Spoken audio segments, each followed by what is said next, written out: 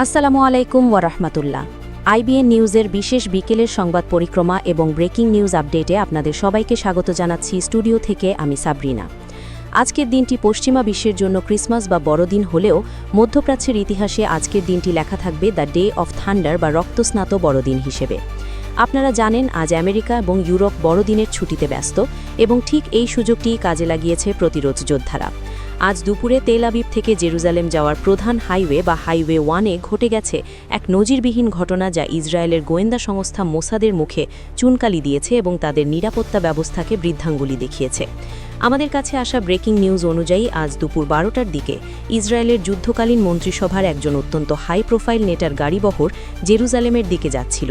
ঠিক সেই সময় আকাশ থেকে নেমে আসে 3টি কামিকাজি বা আত্মঘাতী ড্রোন, যার নাম দেওয়া হয়েছে আবাবিল এক্স।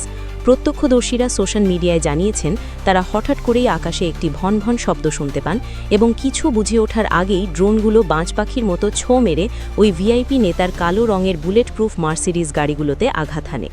বিকট বিস্ফোরণে গাড়িগুলো হাইওয়ের ওপরেই উল্টে যায় এবং দাউ দাউ করে আগুন জ্বলতে শুরু করে। আগুনের তীব্রতা এতটাই বেশি ছিল যে গাড়ির ভেতরের কাউকে বের করা সম্ভব হয়নি।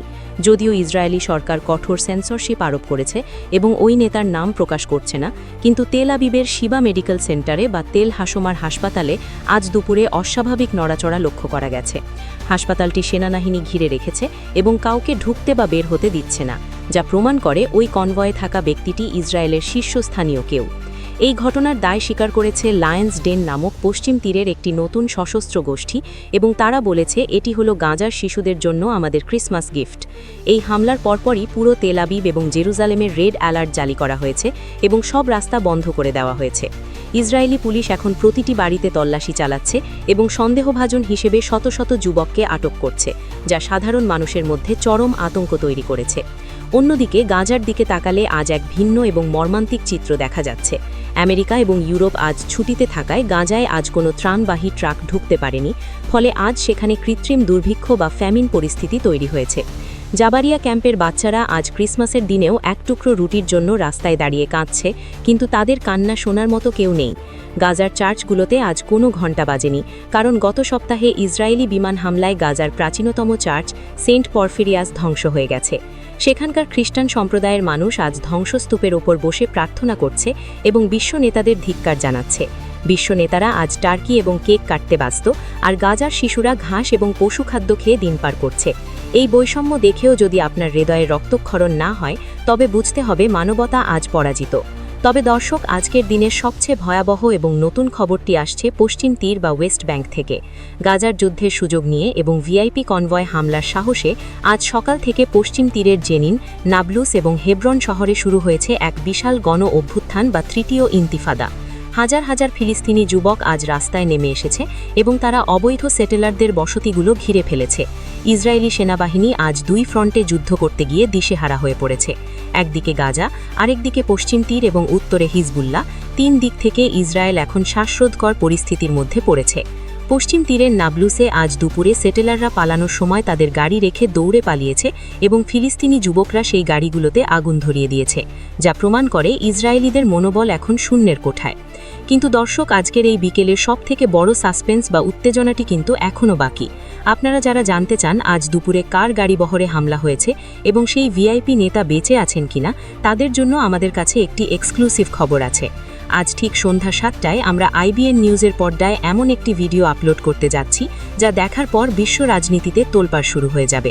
সেই ভিডিওতে আমরা দেখাবো ড্রোনটি ঠিক কিভাবে ওই ভিআইপি নেতার গাড়িতে আঘাত এনেছে এবং হামলার পর গাড়ির ভেতরের দৃশ্য কী ছিল।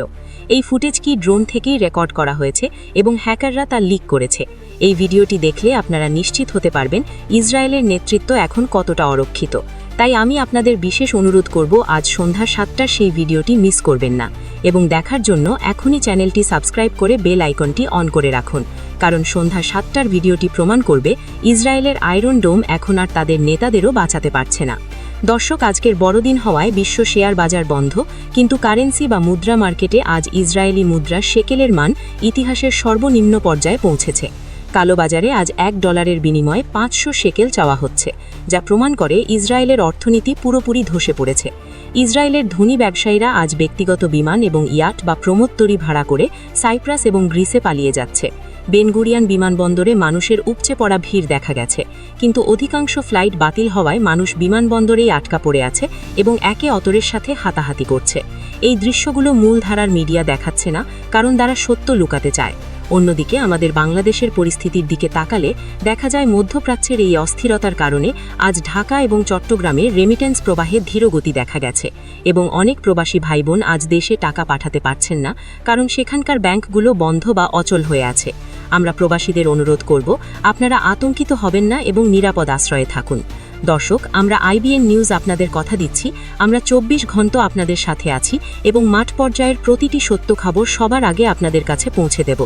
আমাদের প্রতিনিধিরা জীবনের ঝুঁকি নিয়ে পশ্চিম তীরের সেই সংঘাতময় এলাকা এবং হাসপাতালের সামনে থেকে রিপোর্ট পাঠাচ্ছেন। তাদের জন্য দোয়া করবেন। আজ আমরা বিকেলের এই ম্যারাথন আয়োজন এখানেই শেষ করছি না, বরং এটি চলবে লুপ আকারে। কিন্তু মনে রাখবেন, আসল ধামাকা হবে আজ সন্ধ্যা 7টায়, যখন আমরা সেই ড্রোন হামলার এক্সক্লুসিভ ফুটেজটি প্রকাশ করব। তাই চোখ রাখুন আইবিএন নিউজের পর্দায় এবং অপেক্ষা করুন সেই মাহেন্দ্রক্ষণের জন্য। ততক্ষণ পর্যন্ত আপনারা ভালো থাকুন, সুস্থ থাকুন এবং অবশ্যই সত্যের সাথে থাকুন। আল্লাহ হাফেজ।